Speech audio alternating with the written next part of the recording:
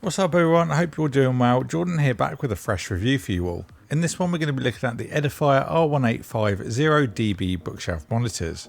I've used a couple of models of Edifier speakers before and I've been very pleasantly surprised with what they offer for the price, so let's see if these follow suit. So some key things to know about the R1850DBs. They feature 4-inch drivers with a 19mm silk film treble driver, giving a frequency response from 60Hz to 20kHz, an RMS output of 16 watts times 2 and 19 watts times 2 with an 85 dBA signal to noise ratio. In terms of connectivity, there are 2 auxiliary inputs, optical coaxial, Bluetooth 4.1 and a sub out, a great range for the price.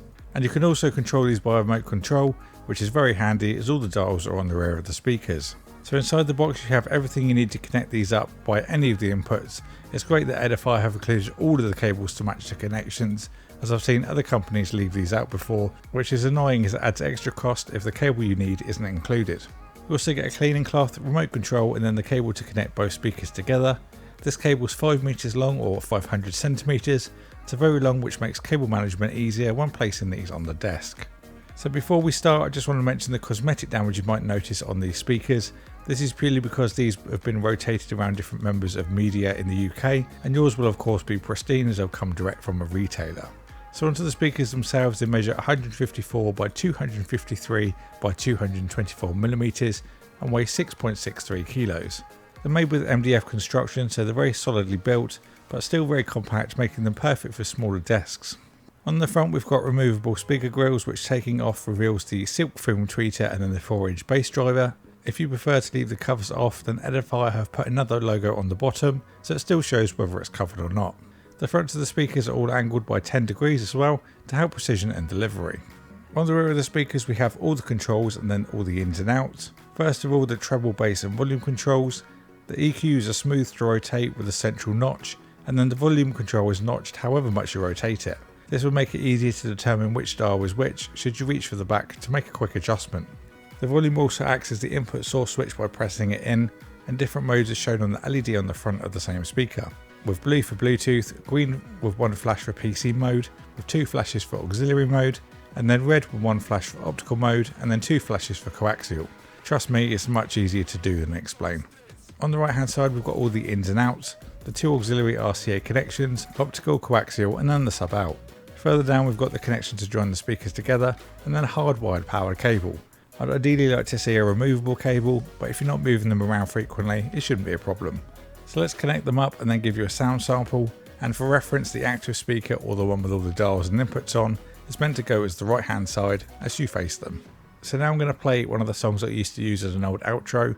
I wouldn't usually include a sound sample because it's so different from what I actually hear when I record it to what you're going to hear because of YouTube compression and lots of different variables, but if I don't, people will complain. So in this clip I'm going to go through a load of different EQs so you can kind of hear what sound might be best for you. Personally for me, I used the dials at 2 o'clock, kind of sits quite nicely, not too bass heavy but just enough, and that was kind of my personal mid and high end preference as well. So all a bit of trial and error to find what you like, but here is a demonstration.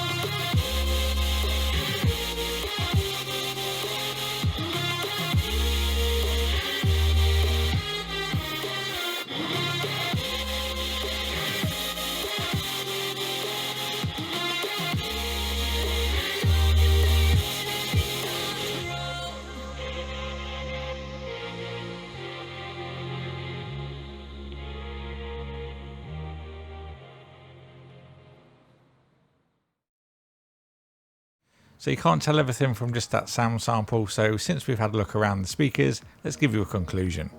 So I tested these primarily using the PC auxiliary input, which has the source output from a Creative Sound Blaster ZXR PCI sound card. Now I would say that these speakers would benefit from a cheap sound card if your PC's got a very basic set of connections, as it just brings out the detail and clarity without needing to crank up the treble, which can make it a little bit washy.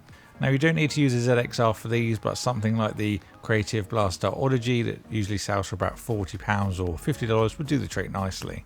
Now we did also test using Bluetooth and a 3.5mm to aux cable, so the following opinion is a collective of all the different methods. So out of the box I found the sound to be good, be it a little bit flat. I found a slight adjustment to the bass and treble really made the sound come to life, so to speak. As I mentioned in the sound test, personally for me this sounds best with using 2 o'clock bass and treble settings, but some specific songs did sound a little bit better with higher EQ, such as my favourite audio testing song deadmau5's The Vault. I think that's just down to the pure vastness of Joel's layering to his music, so I could really pick up the different layers and details. But as I was playing a wider range of music, I generally kept the 2 o'clock EQ as it got a little bit harsh in other genres. Bass at 2 o'clock is really nice, just enough without being boomy. If you are into the buttery biscuit bass, I would say to get yourself a sub and use the sub out port, as cranking the bass on the speakers is okay, but it's not as quality as a sub would give you. I think that's just a limitation from the 4-inch speakers. If you want to use these using Bluetooth, it seems the volume can only be controlled on the speakers and not the actual device. But then again, the lack of control may just be down to my specific device. Saying that, it does come on with a remote control to make it a little bit easier, but if you like to have the volume and track selection all on the phone, you might be out of luck. Unfortunately, the remote control seemed to be missing for this review set, so my testing ability was a little bit limited. But I'm sure having the remote would be a lot easier though, so that's why I've put more emphasis into the sound and overall package in this conclusion. But what I've read from other reviews, it's been reported that the included remote feels a little bit cheap in comparison to the rest of the package. I didn't find any song that suffered from being played through these speakers, but I think that's just down to the EQ more than anything else. Yes, of course you can put the dials at opposite ends and just butcher anything playing through it, but as I mentioned a minute ago, if you're running these for a PC, a sound card will just enhance the experience, but they still work great with other inputs, so you might just have to dial things a little bit more to your own ears. The R1850DBs are currently on sale for $159.99, which, considering the solid build quality, wide range of inputs and great sound quality, I think that's a fair asking price. I'd have no trouble recommending these to anyone looking for a pair of bookshelf speakers, as they sit above the more basic Edifier speakers but also don't break the bank. So if there's anything else you want to know, then of course leave a comment down below and I'll get back to you. I'll also put the link to Amazon in the description box below if you fancy picking up a pair of these speakers. If you enjoyed this video and you haven't already, don't forget to subscribe and ding the bell so you don't miss an upload. Thank you to Edifier for sending these out for me to review. Thank you all for watching, and I'll see you all in the next one.